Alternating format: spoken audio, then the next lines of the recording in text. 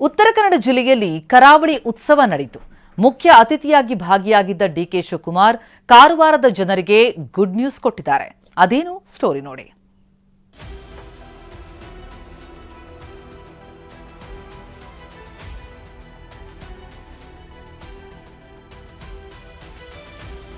ಕಾರವಾರಕ್ಕೆ ಸಿಹಿ ಸುದ್ದಿ ಕೊಟ್ಟ ಡಿಸಿಎಂ ಡಿಕೆಶಿ.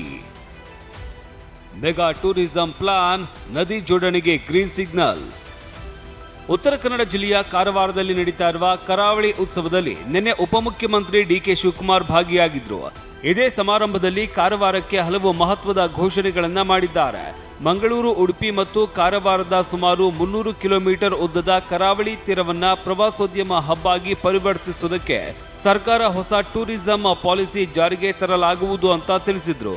10ನೇ ತಾರೀಕು ಮಂಗಳೂರಿನಲ್ಲಿ ಈ ಒಂದು ಕರಾವಳಿ ಪ್ರದೇಶಕ್ಕೆ ಒಂದು ಪ್ರತ್ಯೇಕವಾದಂತ ಈ ಪಶ್ಚಿಮ ಘಟ್ಟಕ್ಕೆ ಮತ್ತು ಮಲೆನಾಡಿಗೆ ಒಂದು ಪ್ರತ್ಯೇಕವಾದಂತ ಪ್ರವಾಸಿ ನೀತಿಯನ್ನು ಮಾಡಿ ಉದ್ಯೋಗಗಳನ್ನು ಸೃಷ್ಟಿ ಮಾಡಬೇಕು. ಹೊರಗಡೆಯಿಂದ ಉದ್ಯಮಿಗಳನ್ನು ಬಂದು ಇಲ್ಲಿ ಬಂಡವಾಳವನ್ನು ಹೂಡಬೇಕು. ನಮ್ಮ ಯುವಕರು ಮುಂಬೈಗೆ ಹೋಗ್ತಾ ಇದ್ದಾರೆ, ಬೆಂಗಳೂರಿಗೆ ಹೋಗ್ತಾ ಇದ್ದಾರೆ, ಈಗ ಸೌದಿಗೆ ಹೋಗ್ತಾ ಇದ್ದಾರೆ, ಗೋವಾಗೆ ಹೋಗ್ತಾ ಇದ್ದಾರೆ. ಅದನ್ನು ತಪ್ಪಿಸಿ ಮನೆ ಬಾಗಿಲಲ್ಲಿ ಉದ್ಯೋಗವನ್ನು ಕೊಡಿಸಬೇಕು. ಈ ಭಾಗ ಅಭಿವೃದ್ಧಿ ಆಗಬೇಕು ಅಂತೇಳಿ ಹೊಸ ಉದ್ಯೋಗ ನೀತಿ ಮತ್ತು ಇದ್ರ ಜೊತೆಯಲ್ಲಿ ಪ್ರವಾಸ ನೀತಿಯನ್ನು ಕೊಡಬೇಕು ಅಂತೇಳಿ ಈಗಾಗಲೇ ನಮ್ಮ ಸರ್ಕಾರ ಚಿಂತನೆ ಮಾಡಿದೆ. ಅರಣ್ಯ ಅತಿಕ್ರಮಣ ವಿಚಾರದಲ್ಲಿ 3 ಎಕರೆಗಿಂತ ಕಡಿಮೆ ಭೂಮಿ ಹೊಂದಿರುವ ಬಡವರು ಮತ್ತು ರೈತರನ್ನ ಒಕ್ಕಲೆಬ್ಬಿಸದಂತೆ ಕಟ್ಟುನಿಟ್ಟಿನ ಸೂಚನೆ ನೀಡಲಾಗಿದೆ ಅಂತಂದ್ರು.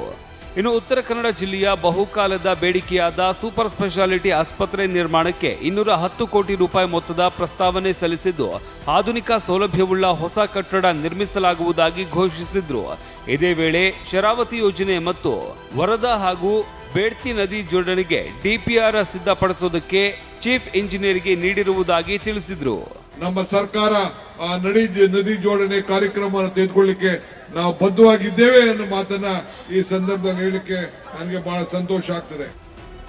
ಉಳಿಪೆಟ್ಟು ಬೀಳದೆ ಯಾವುದೇ ಶಿಲೆ ಮೂರ್ತಿಯಾಗಲ್ಲ ಅಂತ ಹೇಳಿದ ಉಪಮುಖ್ಯಮಂತ್ರಿಗಳು ಇವತ್ತು ನಾಯಕರಾಗೋದಕ್ಕೆ ಬಹಳಷ್ಟು ಕಷ್ಟ ಪಡಬೇಕಾಗಿದೆ ಅಂತ ಹೇಳಿದ್ದು ಅಚ್ಚರಿಗೆ ಕಾರಣವಾಗಿದೆ. ಯಾವ ಭೂಮಿ ಕೂಡ ಮಟ್ಟ ಆಗ್ಲಿಕ್ಕೆ ಸಾಧ್ಯ ಇಲ್ಲ. ಹಂಗೆ ಉಳಿಪೆಟ್ಟು ಬೀಳದೆ ಯಾವ ಕಲ್ಲು ಕೂಡ ಶಿಲೆ ಆಗ್ಲಿಕ್ಕೆ ಸಾಧ್ಯ ಇಲ್ಲ. ಹಂಗೆ ಇವತ್ತು ಬೇಕಾದಷ್ಟು ಸಮಸ್ಯೆಗಳಲ್ಲಿ ನಾಯಕರುಗಳು ಇವತ್ತು ಬೆಳೀತಾ ಇದ್ದಾರೆ. ಡಿಸಿಎಂಗೆ 16 ಲಕ್ಷ ರೂಪಾಯಿ ಮೌಲ್ಯದ ಶ್ರೀಗಂಧದ ವಿಗ್ರಹ ಉಡುಗೊರೆ.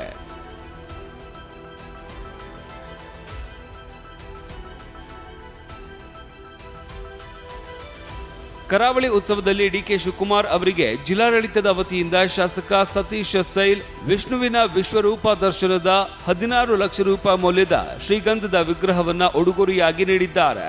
ಡಿಸಿಎಂ ಅವರ ಮನಸ್ಸಿನಲ್ಲಿ ಇರುವ ಎಲ್ಲ ಬಯಕೆ ಈಡೇರಲೆಂದು ಆಶಿಸುವುದಾಗಿ ತಿಳಿಸಿದ್ದಾರೆ. ಅವರ ಮನಸ್ಸಿನಲ್ಲಿ ಏನೇನು ಇದೆ ಮತ್ತೆ ನಮ್ಮ ಮೇಲೆ ಏನೇನು ಆಶೀರ್ವಾದ ಇದೆ ಎಲ್ಲರ ಸಂಕಲ್ಪ ಆಗಲಿ ಅಂತ ದೇವರ ಹತ್ರ ಪ್ರಾರ್ಥನೆ ಮಾಡ್ತಾರೆ. ಇನ್ನು ಕರಾವಳಿ ಉತ್ಸವದಲ್ಲಿ ಖ್ಯಾತ ಗಾಯಕ ದಲೇರ್ ಮೆಹಂದಿ ಅವರ ಕಾರ್ಯಕ್ರಮ ಮನಸೂರೆಗೊಂಡಿತ್ತು. ಡಿಸಿಎಂ ಡಿಕೆಶಿ ಕೂಡ ರಿಲ್ಯಾಕ್ಸ್ ಆಗಿ ಕಾರ್ಯಕ್ರಮ ವೀಕ್ಷಿಸಿದ್ರು.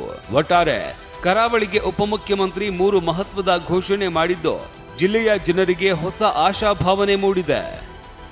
Bureau report, TV9.